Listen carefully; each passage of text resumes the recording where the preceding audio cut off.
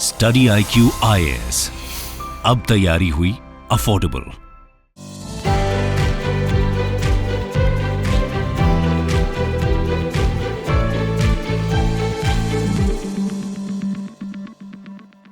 नमस्कार दोस्तों, स्वागत है आप सभी का स्टडी IQ में। मैं हूं आपका दोस्त राहुल सायगांवकर। दोस्तों, आज हम लोग साइंस एंड टेक्नोलॉजी से जुड़ा हुआ एक डिस्कशन करने वाले हैं, जहां पे हम लोग DNA एडिटिंग या फिर जीन एडिटिंग की एक टेक्नोलॉजी को समझने वाले हैं, which is called as CRISPR. आप यहां पे देख सकते हो, from promise to reality 10 years after the breakthrough, CRISPR technology might provide solutions to many problems. तो आज हम लोग यहाँ पे समझेंगे क्रिस्पर टेक्नोलॉजी को। ये एक DNA एडिटिंग या फिर जीन एडिटिंग टेक्नोलॉजी है। यहाँ पे हम लोग इस्तेमाल करते हैं CRISPR associated protein 9 as a molecular scissor. तो हम लोग इस टेक्नोलॉजी को अंडरस्टैंड करने वाले हैं, क्या एग्जैक्टली है ये क्रिस्पर टेक्नोलॉजी, कहाँ कहाँ इसका इस्तेमाल हो सकता है, what are the potential areas of research that are going on.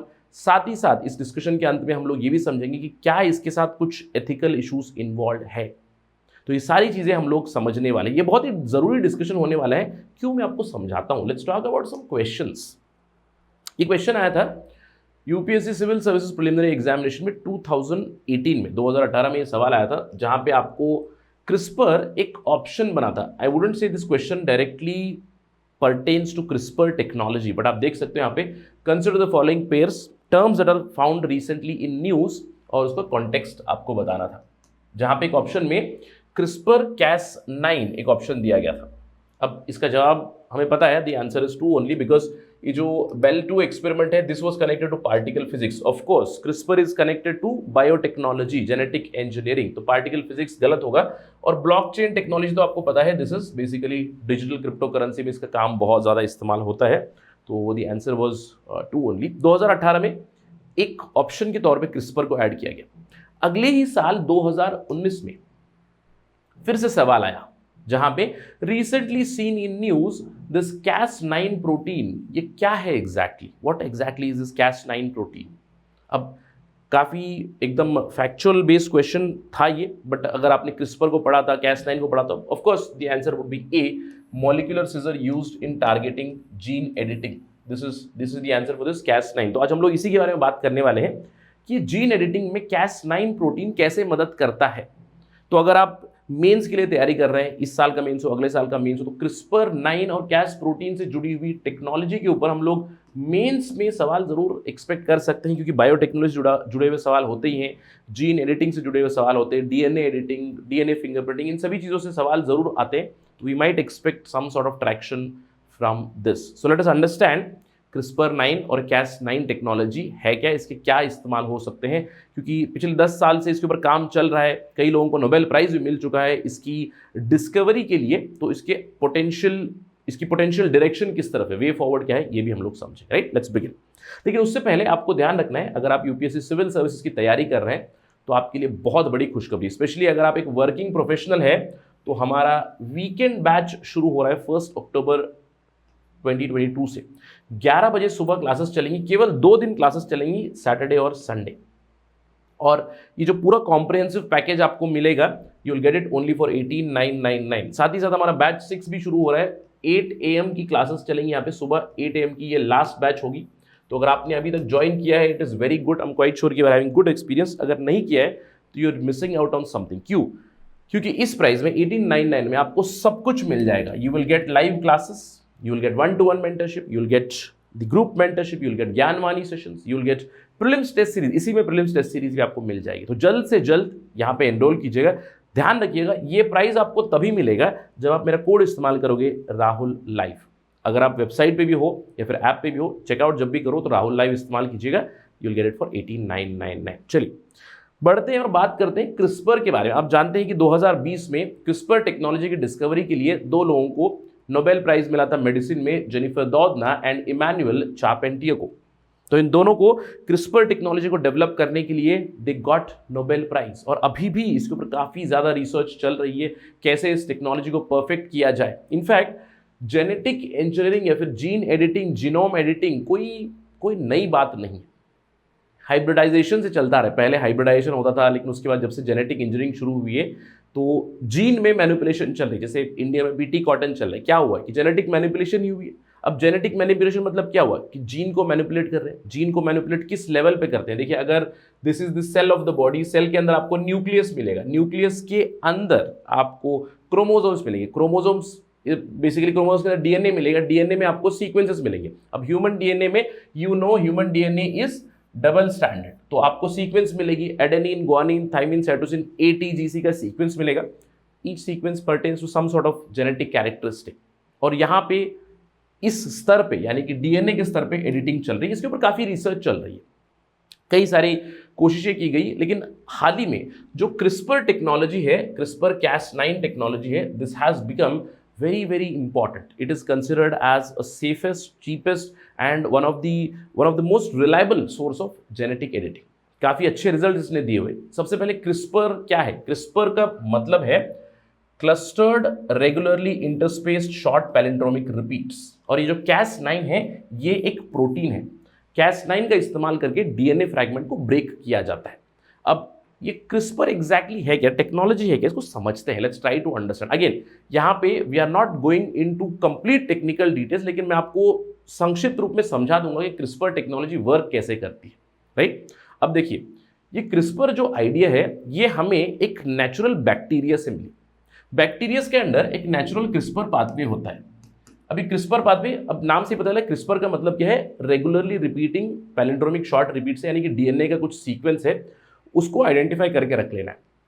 देखिए, बैक्टीरियाज के ऊपर भी वायरसेस अटैक करते हैं, तो कुछ बैक्टीरियाज में क्या होता है, जब भी एक वायरस अटैक करता है तो उस वायरस को बैक्टीरिया खत्म कर देगा किसी भी मीन्स से। तो जब उस वायरस को खत्म करेगा, उस वायरस के डीएनए स्निपेट को अपनी मेमोरी में रख लेगा, राइट, बैक्टीरियाज। अब जब अगली बार वही वायरस बैक्टीरिया के ऊपर अटैक करेगा तो इसी डीएनए स्निपेट से जुड़ा हुआ, डीएनए स्निपेट मतलब मैंने आपको बताया कि डबल हेलिकल डीएनए है, तो आपको पता है कि adenine, thymine, guanine, cytosine connected होता है। तो एक स्टैंड पे अगर आपको पता चला, समझ लीजिए AATGCA कुछ इस तरह का सीक्वेंस है, तो इस सीक्वेंस को वो आइडेंटिफाई कर लेगा।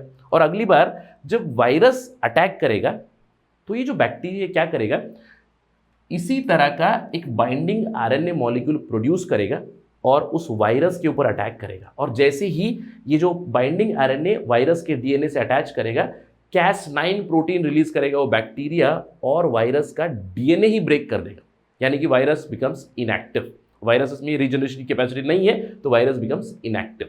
तो ये है बेसिकली नेचुरल क्रिस्पर का पाथवे। बैक्टीरिया इसको इस्तेमाल करते हैं to safeguard themselves from viruses. अब इसी टेक्नोलॉजी को ह्यूमंस आर यूजिंग, सिंथेटिकली हम लोग इसको यूज कर रहे हैं। सिंपल टर्मिनोलॉजी में अगर इसको पुट करूं तो हम लोग जब कंप्यूटर यूज करते हैं, किसी चीज़ को ढूंढते हैं, कंट्रोल F मार दिया, आपने एक चीज़ को ढूंढा, उसको रिप्लेस कर दिया, या फिर आपने किसी चीज़ को कट किया है, दूसरा कॉपी किया, पेस्ट किया, कट कॉपी पेस्ट करना। It is very similar process like this. जो बैक्टीरिया करता है उसी को हम लोगों ने इस्तेमाल किया है फॉर जेनेटिक एडिटिंग। तो एग्जैक्टली क्या होता है इस क्रिस्पर टेक्नोलॉजी में, जैसे बैक्टीरिया खुद को बचाने के लिए वायरस का डीएनए ब्रेक कर देता है, लेकिन हम लोग किसी को खत्म करने के लिए नहीं, डीएनए का मैनिपुलेशन करने के लिए इसको इस्तेमाल कर रहे हैं। क्या किया जाता है, लेट्स ट्राई टू अंडरस्टैंड। ठीक है, जैसे ही वो बैक्टीरिया करते हैं वैसे ही हम लोग ह्यूमन डीएनए के ऊपर इसको भी टेस्ट कर रहे हैं।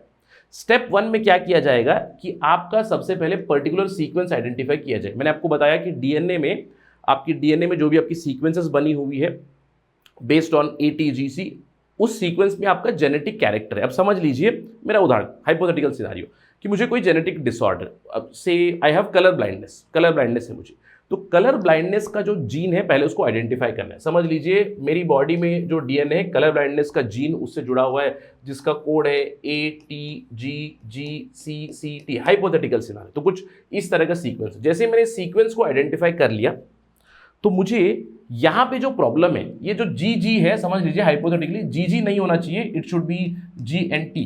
जस्ट इमेजिन अगर ये GNT हो जाए तो मेरी कलर ब्लाइंडनेस चली जाएगी। तो मैंने इस चीज़ को आइडेंटिफाई कर लिया।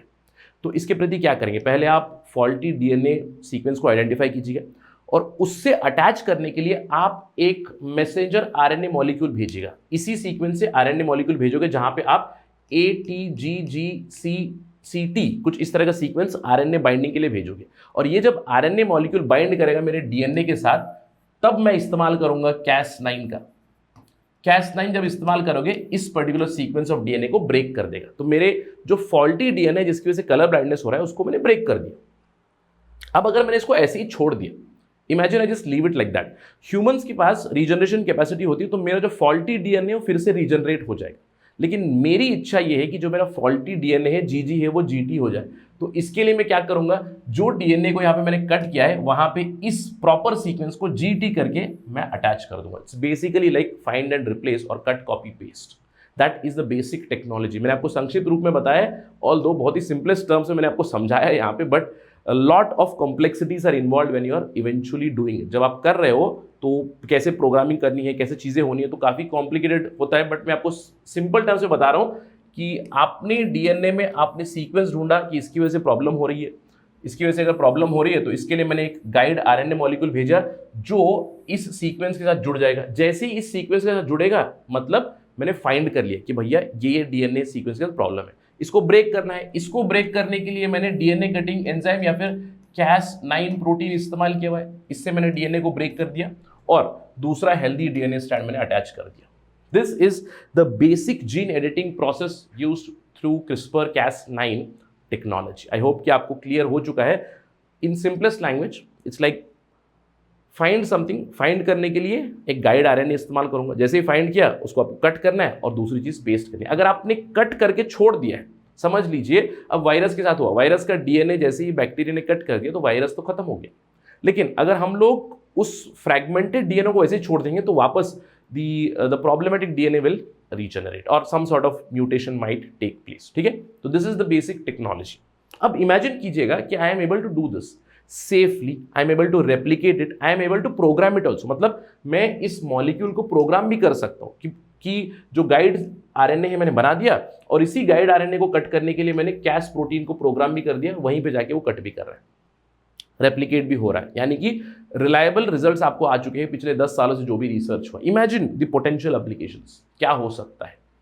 देखिए जैसे कि मैंने आपको बताया, मेरा उदाहरण मैंने दिया आपको कि कोई जेनेटिक डिसऑर्डर। अब जेनेटिक डिसऑर्डर किस तरह के होते हैं, जैसे कि से सिकल सेल एनीमिया है, या फिर आपको कलर ब्लाइंडनेस है, या फिर आपको कई बार ऐसा होता है कि जनरेशन से जनरेशन आपको डायबिटीज़, दूसरे प्रॉब्लम्स, जेनेटिक डिसऑर्डर्स आपको हो सकते हैं। तो इमेजिन कीजिएगा if I am able to resolve these genetic disorders. और जेनेटिक डिसऑर्डर्स का कोई सोल्यूशन नहीं होता है, कोई मेडिसिन नहीं है, कोई पिल नहीं है, कोई इंजेक्शन नहीं है। अब सोल्यूशन क्या है उसका कि जो जीन प्रॉब्लमेटिक है उसको हटा दीजिए, प्रॉपर जीन वहाँ पे इनकॉर्पोरेट कर दीजिएगा।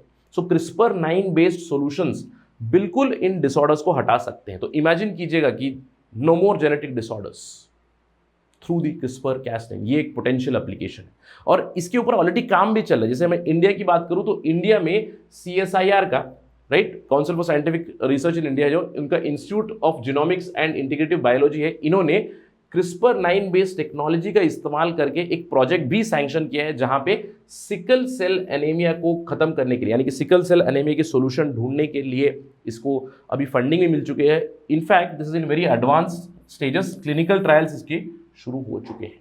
Very important development. अब आप मुझे कमेंट सेक्शन में बताइएगा कि यार ये सिकल सेल एनीमिया है क्या, what exactly is the sickle cell anaemia, right. Sickle cell anaemia का मतलब क्या होता है, ऑलराइट।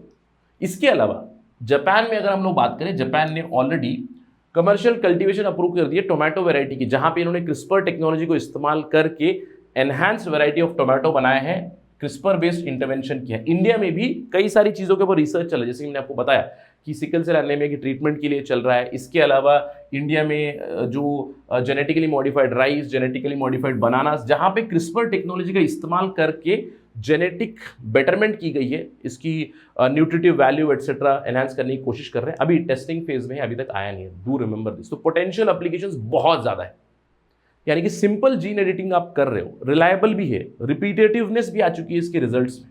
इसीलिए जो हम लोगों ने शुरुआत की थी कि 10 साल में रिसर्च चल रही है और पोटेंशियली हमें शायद एक कैंडिडेट कहीं ना कहीं मिल चुका है CRISPR-Cas9 से, we can get rid of these genetic disorders. लेकिन अगर ये डिसऑर्डर्स को रेक्टिफाई करने के लिए इस्तेमाल किया जाए तब तक ठीक है, लेकिन इसके साथ बहुत सारी एथिकल इश्यूज भी आती है और इस एथिकल इशू को जिन्होंने इसको ढूंढ निकाला उन्होंने ही हाईलाइट किया है। मैंने आपको बताया नोबेल प्राइज मिल चुका है मेडिसिन का for discovery of CRISPR-Cas9 technology. किन्हें? जेनिफर दोदना। जेनिफर दोदना ने इसको हाईलाइट किया हुआ है कि अगर इसका मिसयूज होगा this is going to be very very problematic. और कहीं ना कहीं इस तरह की खबरें भी आ चुकी है, जैसे कि 2018 में एक चाइनीज रिसर्चर ने बताया कि उन्होंने एक एम्ब्रियो में से HIV जो बीमारी थी, HIV आपको पता है कि अगर मदर को हुआ चाइल्ड को भी होने की बहुत ज़्यादा प्रोबेबिलिटी होती है, तो एम्ब्रियो जो HIV पॉजिटिव था उसमें से उस जीन को हटा दिया और वो HIV नेगेटिव हुआ। तो इन्फेक्शन ऑफ HIV उन्होंने हटाया थ्रू जीन ऑल्ट्रेशन। अब कहाँ पे हम लोग लाइन ड्रॉ करें, क्योंकि जो बेबी है that would basically be a designer baby itself, alright. क्योंकि आज एक बीमारी को हटाए, कल अगर कोई चाहे, कल अगर कोई कहे यार मेरे बच्चों को ऐसे काले बाल नहीं चाहिए, आई वांट ब्लॉन्ड बेबी, तो क्या उस जीन को बदल के ब्लॉन्ड बेबी बनाया जा सकता है? कल को कोई बोले नहीं मुझे बच्चा, जैसे फेयरनेस का बड़ा बड़ा एकदम क्रेज है, फैड है यार इंडिया में, बोले कि नहीं मुझे बच्चा गोरा ही चाहिए, तो उस जीन को बदल के कर दे, फॉरेनर टाइप बच्चा पैदा हो जाएगा। डिजाइनर बेबी से कॉन्सेप्ट हो जाएगा, basically we will be playing God. That is the ethical issue which is involve here. और ये जो चाइनीज रिसर्चर्स ने किया, ये एक शुरुआत है, कहाँ पे हम लोग रुकेंगे। इसीलिए एथिकल इश्यूज बहुत ज़्यादा आते हैं। अगर कोई देखिए जेनेटिक डिसऑर्डर है, एडल्ट में जेनेटिक डिसऑर्डर है, तो वहाँ पे हम लोग जेनेटिक डिसऑर्डर हटाए, विद कंसेंट आप चीज़ें कर रहे हो। लेकिन अगर आप एक एम्ब्रियो के साथ छेड़छाड़ कर रहे हो, if you are changing the genes of an embryo, यानी कि बच्चे को आप अलग तरीके से डेवलप कर रहे हो, कोई म्यूटेशन हो सकती है, कोई प्रॉब्लम्स हो सकती है। इनफैक्ट जो आपने आज बदला है वो फ्यूचर जनरेशंस में भी मूव हो सकता है, और अगले जनरेशन में क्या होगा पता नहीं, what kind of mutation will happen. तो ये एक बहुत बड़ा एथिकल इशू है क्रिस्पर Cas9 टेक्नोलॉजी। इसीलिए जब भी हम लोग कहते हैं कि technology is a double aged sword, कई सारी अच्छी चीज़ें होती है, जैसे कि यार कई सारी बीमारियों का रेजोल्यूशन हम लोग ढूंढ निकाल सकते हैं, लेकिन कहीं ना कहीं कोई ना कोई ऐसा होगा शायद उसे मिसयूज कर रहा होगा। एग्जाम्पल यहाँ पे आपको मिला। So the concept of designer baby is a big problem.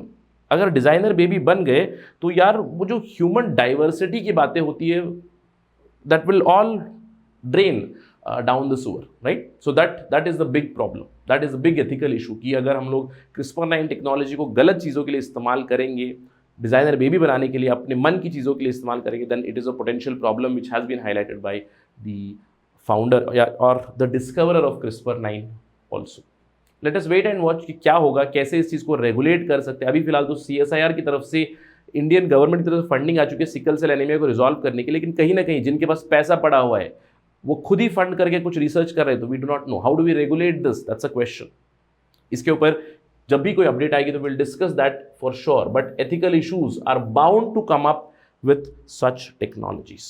Will talk about it whenever an update comes, but exam के दृष्टिकोण से ध्यान जरूर रखिएगा क्रिस्पर टेक्नोलॉजी क्या है, कैसे काम करती है। कहीं ना कहीं मेंस में सवाल हम लोग एक्सपेक्ट कर सकते हैं कि how exactly CRISPR technology works. Just remember this particular diagram जो मैंने आपको बताया कैसे वर्क होता है। फॉल्टी DNA को ढूंढिए, गाइड RNA को वहाँ भेजिएगा, वो हमारे फॉल्टी DNA के साथ अटैच करेगा, उस DNA को कट करना है, नए DNA को अटैच करना है। In simplest terms it's basically like cut, copy, paste और find and replace in the computers. That is it in this particular discussion. Thank you for watching this video. जय हिंद। Study IQ IAS, अब तैयारी हुई affordable.